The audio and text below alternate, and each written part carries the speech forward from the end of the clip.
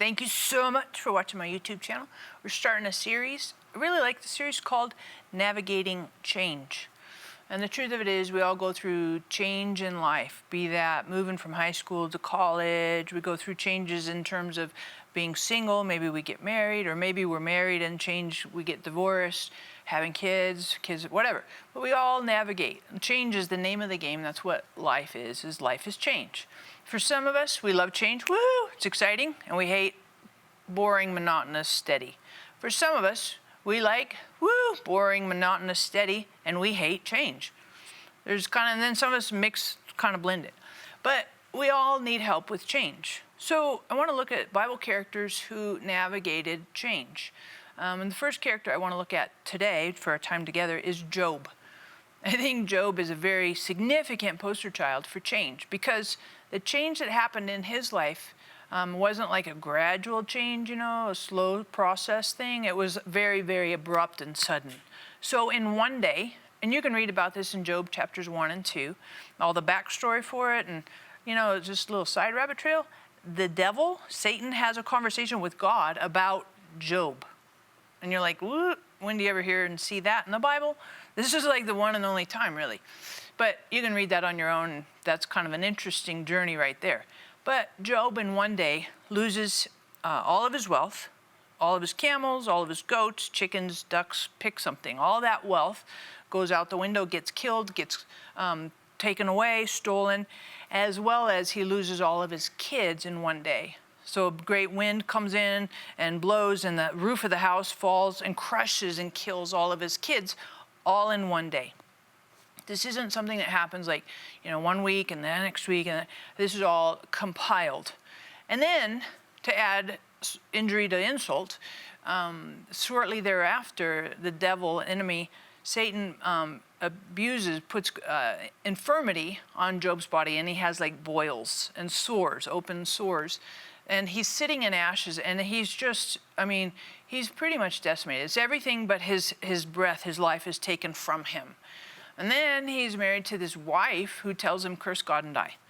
This is brutal change. Lose your kids, lose your health, lose your wealth, and your wife, not helpful. And then he has these friends that come.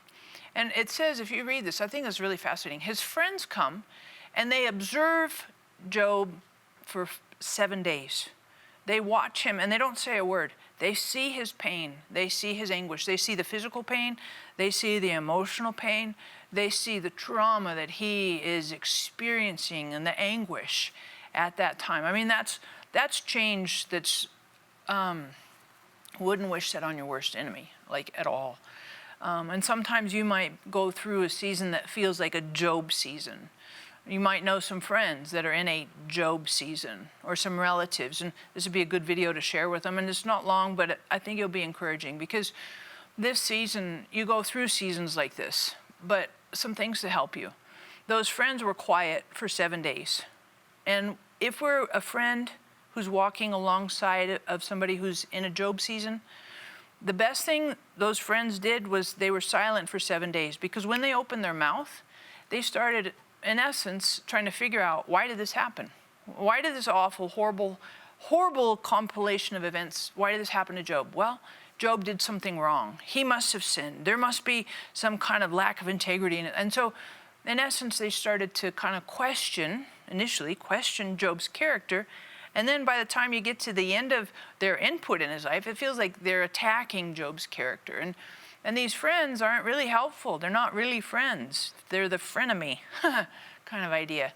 And so if you're walking with someone who's in a Job season, maybe the best thing is just to keep them company. And you don't have to understand it all. You don't have to explain it all. You can listen and be attentive and be compassionate and be caring and provide whatever kind of, maybe food, or if they need some resources, or just a hug sometimes. I think compassion and genuine love is oftentimes the best answer, the best solution, instead of explanation and rationalizing stuff. And these friends didn't really help in the long run. And this was a season of change for Job. And so he went through this. And theologians tell us it's, several months long, maybe up to a year, 2 years, something like that. But at the end of it, God speaks to Job. And Job's struggling. Job's struggling with God. How come I feel like you abandoned me? I did all these right things. I had good character. And even God said that about Job. He's upstanding and righteous in my eyes. God said that to Satan about Job. I mean, God's bragging on Job. Like, that's a big deal.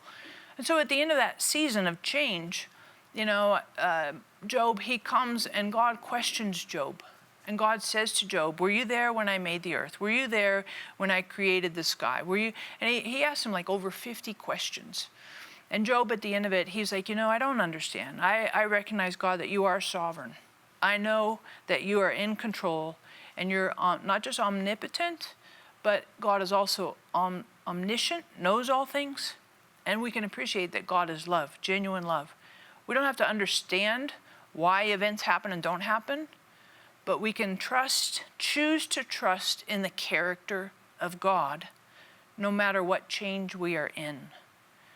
Don't let change affect your faith and confidence in God's character. Who God says he is plays out and stays true no matter what we go through.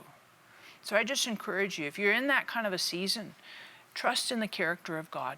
Go back and encourage your heart. Maybe read some of the Psalms. You can be honest and let down your hair and express your frustration and your hurt, but trust that God is loving and the season will change. And that's what happened for Job.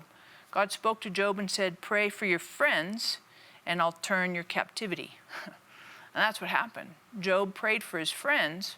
Maybe Job was angry with his friends or hurt or like, I would have been. If I had friends that were telling me that kind of stuff and all that pain and anguish, I would have been like, peace out.